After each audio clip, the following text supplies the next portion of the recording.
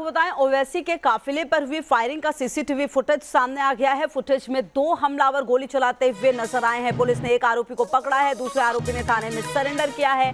हथियार भी बरामद किया गया है। तो ये बड़ी खबर आपको बता रहे हैं। ओवैसी के काफिले पर हुई फायरिंग का सीसीटीवी फुटेज सामने आया है। फुटेज में 2 हमलावर गोली चलाते हुए नजर आ रही है। तस्वीर आप देखिए, ये सीसीटीवी फुटेज जो आपके टीवी स्क्रीन पर है। आपको बताएं, मेरठ में चुनाव प्रचार के बाद दिल्ली लौट रहे थे 2 युवकों ने ओवैसी के काफिले पर पिस्टल से फायरिंग की। 3 से 4 राउंड फायरिंग हुई है, जिसके बाद दोनों हमलावर अब पुलिस की गिरफ्त में हैं। आपको बताएं, गुरुवार शाम को उत्तर प्रदेश में चुनाव प्रचार कर दिल्ली लौट रहे AIMIM नेता असदुद्दीन ओवैसी की कार पर 2 युवकों ने फायरिंग की। फायरिंग करने वाले दोनों आरोपी पुलिस की गिरफ्त में आ चुके हैं। लेकिन सवाल यह है, जब चुनाव सिर पर है तब इतनी सुरक्षा के बीच अपराधियों ने इस हमले को अंजाम कैसे दिया? आखिर ओवैसी पर हमला करने का मकसद क्या था? कहीं ये चुनाव से पहले माहौल बिगाड़ने की कोशिश तो नहीं?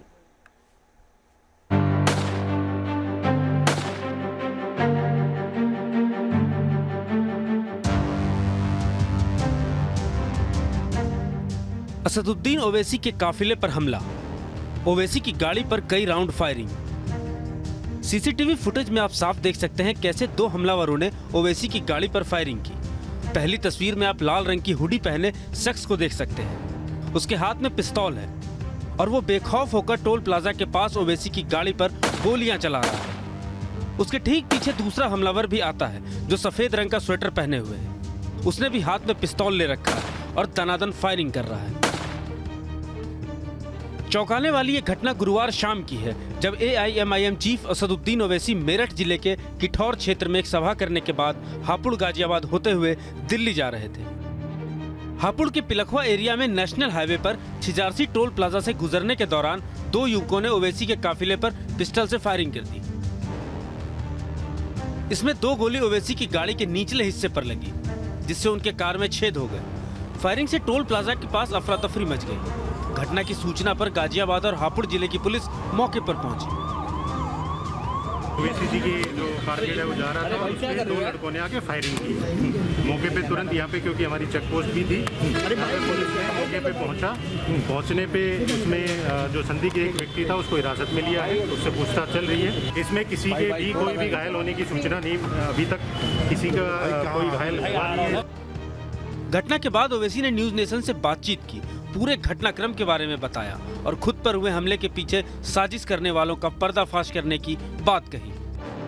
मेरठ किठौर का प्रोग्राम करके इलेक्शन कैंपेन का वापस आ रहे थे, तो टोल गेट के पास जाहिर बैरिकेड होता है तो गाड़ी स्लो होती है।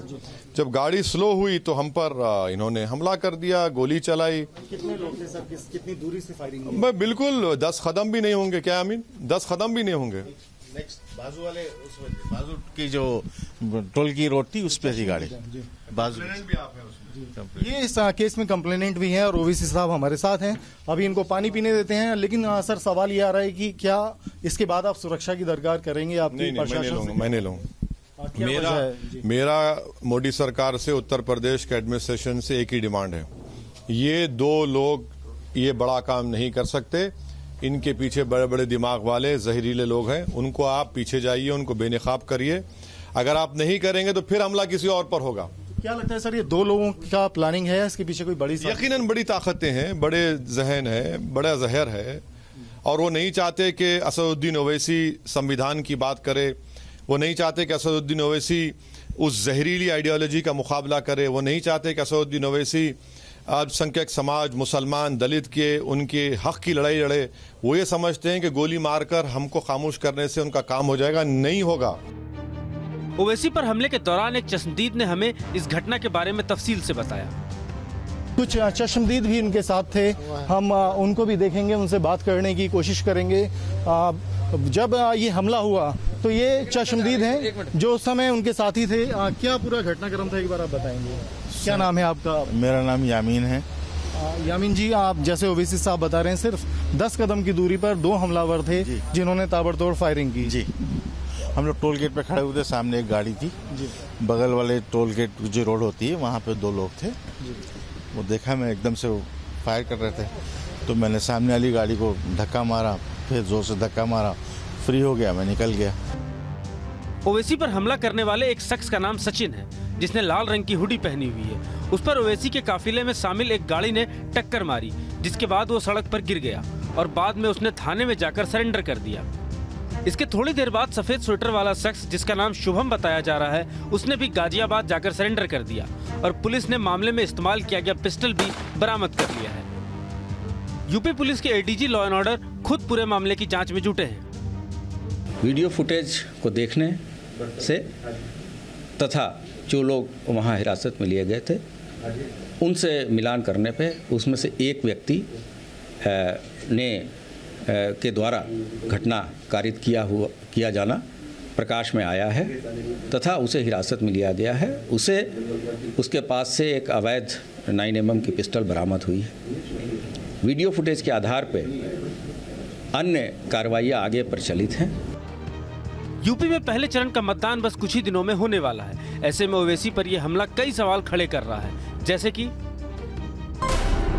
ओवैसी पर हमला करने वाले कौन हैं? हमलावरों का मकसद क्या था? हमलावरों ने कार के निचले हिस्से में क्यों फायरिंग की? क्या हमलावर ओवैसी को डराना चाहते थे? क्या यूपी में चुनाव के दौरान माहौल बिगाड़ने की साजिश रची गई? हमलावरों के पास हथियार कहां से आए? ऐसे तमाम सवाल हैं जिसका जवाब पुलिस को देना होगा। खुद ओवैसी ने भी चुनाव आयोग के साथ योगी सरकार से इस हमले की स्वतंत्र जांच कराने की अपील की है।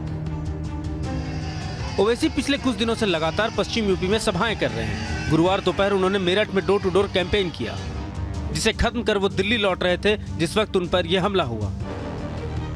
Team news nation.